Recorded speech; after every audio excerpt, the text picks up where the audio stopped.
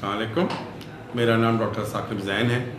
मैं एक medical specialist हूँ और पिछले कई सालों से इंटेलेक्ट डॉक्टर फोरम से मेरा ताल्लुक़ है।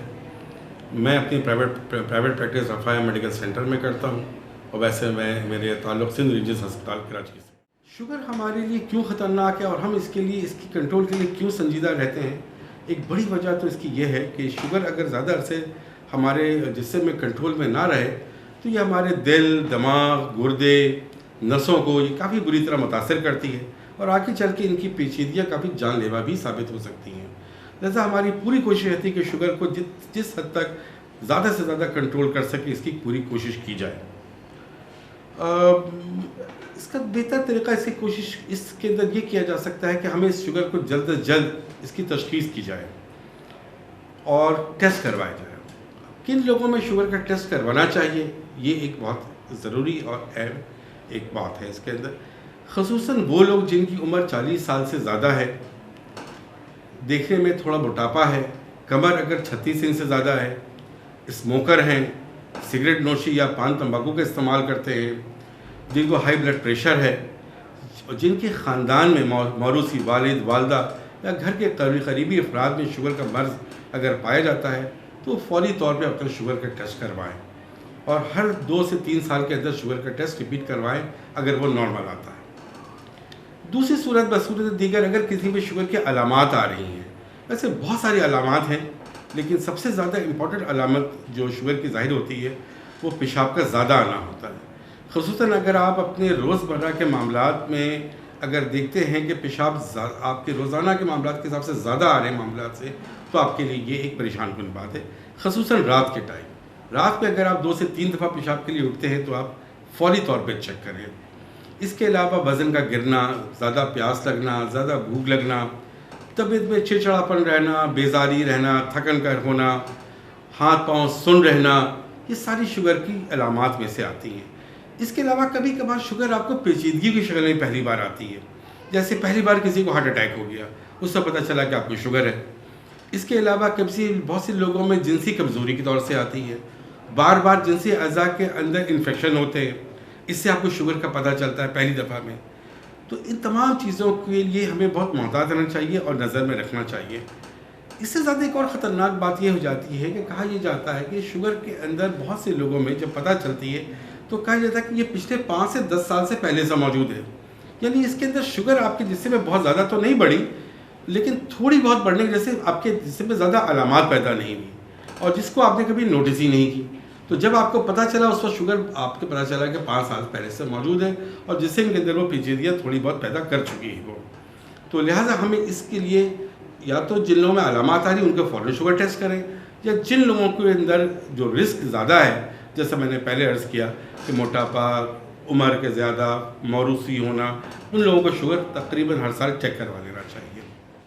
ये टेस्ट अमूमन फास्टिंग ब्लड शुगर या 8 घंटे के फाके के बाद शुगर का टेस्ट होता है, या खाना खाने के 1.5 से 2 घंटे के बाद, जिसे हम रैंडम ब्लड शुगर कहते हैं, ये करवाना चाहिए। या एक तीसरा टेस्ट भी होता है जिसे हम HbA1c कहते हैं, जो हमें पिछले 3 महीने की शुगर के बारे में भैया हमें मालूमात देता है।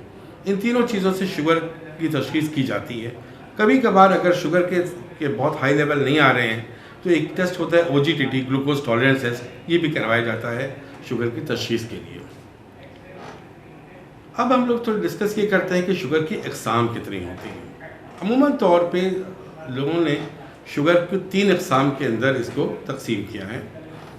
एक तो शुगर की टाइप 1 डायबिटीज़ जिसको कहा जाता है।